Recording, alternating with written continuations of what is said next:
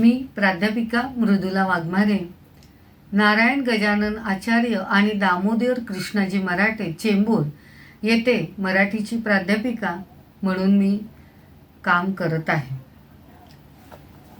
सुप्रसिद्ध साहित्यिक, संत साहित्याचे व्यासंगी अभ्यासक, कथालेखक, संशोधक, संपादक व नामवंत वक्ते डॉक्टर यू.म. पठाण यांच्या रेशीमबंद या ललित लेखनातील एक छोटासा उतारा मी आज आपणासमोर सादर करत आहे.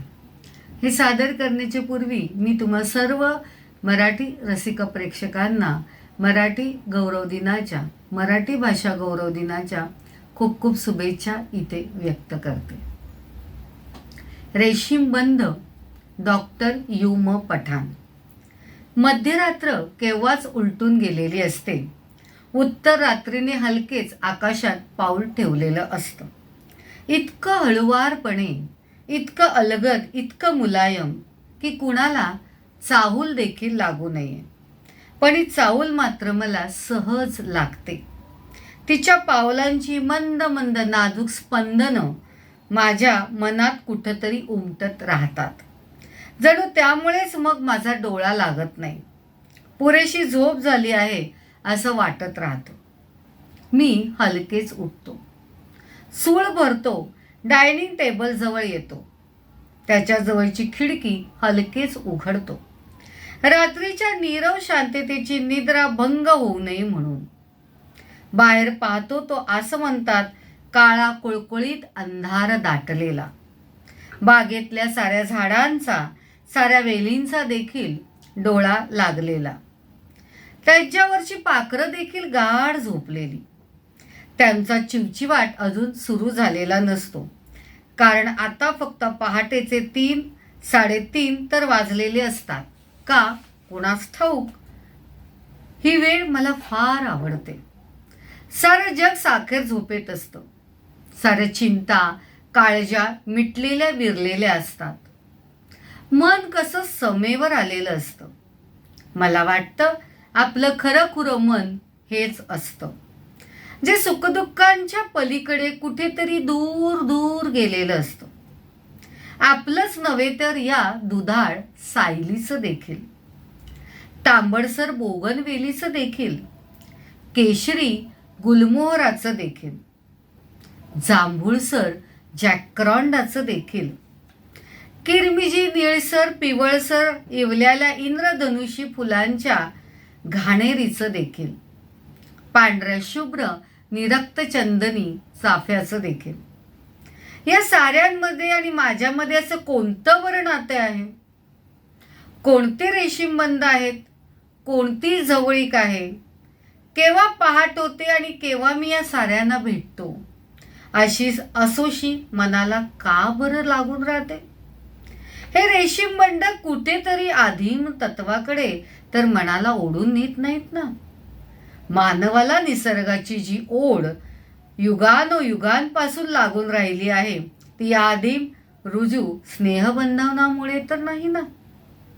मी डायनिंग टेबल जवळ येतो तेव्हा भान येतं की आपण उघडलेल्या खिडकीतल्या काळोखात सायलीचा, मोगऱ्याचा नि चाफ्याचा सुगंध शोधत होतो. जॅकरॉन्डाची निळाई जांभळाई शोधत होतो.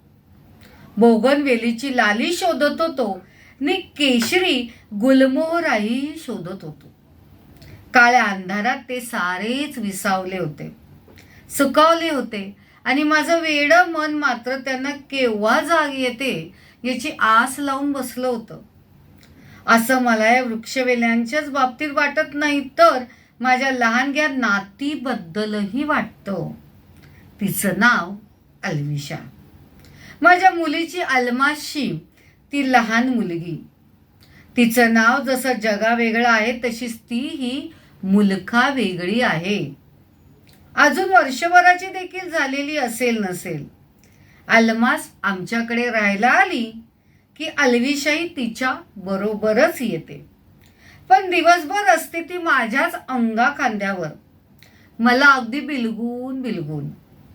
ती रात्री आईजवळ गाढ झोपते तेव्हा शैशवातील नितळता किती मोहक असते ते जाणवतं. मी असा उत्तर रात्री डायनिंग टेबलवर लिहायला बसलो तरी तिची आठवण होते. अल्विशा उठली की नाही ते हळूच डोकावून पाहतो. ती केव्हा उठेल नि खुदकन हसत आपल्याकडे पाहून आपल्या अंगावर झेपावेल असं वाटत राहतं. पण ही झाडं नि या वेली अशावेळी निवांत झोपलेल्या असतात. तशीच अल्विशा देखील गाढ झोपलेली असते.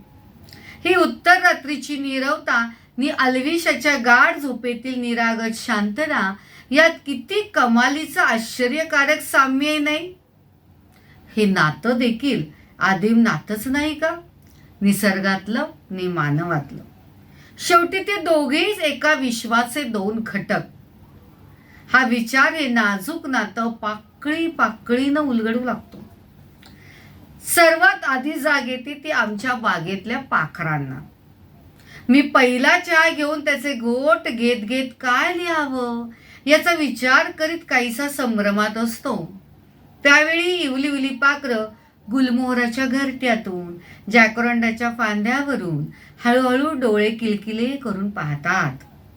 पहाटेच्या प्रकाश किरणांना खुणावतात. आपापसात हलकेच कुजबुजू लागतात. पहाट झाली का असं विचारू लागतात. खरं तर पहाटच त्यांना विचारत असते की मी येऊ का तुम्हाला भेटायला. पहाटेचं नि या इवल्या पाखरांचं देखील असंच काहीसं जवळकीचं नातं आहे. त्यांनी पंख फडफडल्याशिवाय पहाट देखील आकाशात येत नाही. त्यांच्या पंखांची फडफड ऐकली की पहाटेला देखील राहवत नाही. मग ती आकाशात हलकेच पाऊल टाकते. इतकं हळूवार की तुम्हाला त्याची गंध वार्ता देखील लागू नये. पहाट कशी होते हे देखील पाहण्याजोगं आहे. पाहण्याजोगंच नाही तर ते अनुभवण्याजोगं आहे. मला तर तो नेहमीच एक अनोखा लोभसवाना नाजूक तरल अनुभव वाटलाय. तुम्ही केव्हा तरी असेच उठून बघा, म्हणजे तुम्हालाही त्यातला आल्हाद जाणवेल, त्यातली तरलता जाणवेल, त्यातली नजाकतता जाणवेल. हा आल्हाद व्यक्त करण्यासाठीच जणू आमच्या बागेतील जॅकरोंडावरची नि गुलमोहरावरची पाखरं आपापसात कुजबुजू लागतात. त्यांचा चिवचिवाट पहिल्यांदा किती मंद मंद असतो, पण जसशी पहाट उजाडते तसतसा तो वाढत जातो. एखाद्या उत्सवासारखा जणू त्या आल्हादाला हर्षोल्लासाला एक अनावर भरती येते आणि हा चिवचिवाट ऐकूनच सावली जागी होते. बोगनवेल सळसळू लागते. दोन्ही चापे एकमेकांशी हितगुज करू लागतात. रंगबिरंगी क्रोटन्सना फुलं कुठे येतात, पण त्यांच्या पानांचीच मग फुलं होतात नि हळूहळू ती डोलू लागतात. गुलमोहराची सळसळ ऐकल्यावर जॅकरोंडाही पहाट वाऱ्यासंगे हसू बोलू लागतो. पहाट झाल्याचा आनंद जणू या साऱ्यांच्याच मनातून भरभरून ओसंडू लागतो. दार उघडून मी हलकेच बागेत येतो. पहाटेच्या किरणांनी मोगरा न्हावून निघालेला असतो. सावलीच्या इवल्या पानातून एक वेगळीच हिरवाई वाहू लागते. गुलमोहराजवळ जावं तर त्याने स्वागतासाठी केशरी सडात शिंपून ठेवलेला असतो. जॅकरोंडाची निळी जांभळी फुलं रक्तचंदनी चाफ्याशी बिलगून गप्पा गोष्टी करत असतात. चाफ्याजवळ जावं तर फुलांचा एक वेगळाच मंद मंद गंध येत असतो, पण तो निशिगंधासारखा मात्र नसतो. निशिगंध म्हणजे निशिगंधच, त्याची सर इतर कोणालाही येणार नाही. पण निशिगंधाच्या पलीकडे मोगऱ्याची बहरलेली फुलं पाहिली की त्यांच्या सुगंधाचा मोह देखील आवरत नाही. या वेगवेगळ्या सुगंधाचं आणि माझं काही आदिम नातं तर नाही. त्याची इतकी अनावर ओढ माझ्या मनाला का बरं लागून राहते. प्रकाश पसरू लागतो तशी सकाळ होऊ लागते आणि मग दिसतं की वाफे तर कोरडेच आहेत. बागेतल्या नळाला रबरी पाईप लावून मी वाफ्यांमध्ये पाणी घालू लागतो. कोंड्यांमध्ये पाईप लावू लागतो. चाफ्यांच्या, गुलमोहराच्या, जॅकरोंडाच्या, सायलीच्या नि बोगनवेलीच्या गोलगोल आळ्यांना पाणी देऊ लागतो. पाण्याच्या थेंबाचा स्पर्श झाल्यावर पानं कशी तरारतात हे अनोखं दृश्य खरोखरीच अनुभवण्याजोगं असतं. आदल्या दिवशी मोगऱ्याला पाणी घालायचं चुकून राहून गेलं तर तो कसा रुसून बसतो, कोमेजू लागतो. आणि पाण्याचा शिडकाव झाला की दुसऱ्या दिवशी पहाटेच गोंडस कळ्यांच्या रूपानं आपल्याकडे पाहून खुदू हसू लागतो. आबोला सोडून तो सुगंधाची पखरण करू लागतो आणि मग जाणवू लागतं की इवली झाडं आणि वेली देखील किती भावूक असतात. कधी मधी थोडीफार उसरी फुगली तरी आपण त्यांची थोडी वास्तपुस्त केली की मायेनं त्यांच्यावर हात फिरवला की त्यांचा तहानेला जीव शांत केला की ती देखील ही गोंडस फुलं देऊन आपल्याला केवढा विरंगुळा केवढा तजेला देऊन जातात. आणि मग तुकोबांच्या त्या अभंगाचा खराखुरा अर्थ उकलू लागतो. त्यांनी वृक्ष आणि वल्ली यांना आपली सोयरी दायरी का बरं म्हटलं असावं यातलं इंगित उमलू लागतं. त्यांच्यातलं आणि आपल्यातलं हे नातं, हे रेशीम बंध आजकालचे नसावेत तर ते आदिम असावेत, युगायुगांचे असावेत याची जाणीव उत्कटतेने होऊ लागते.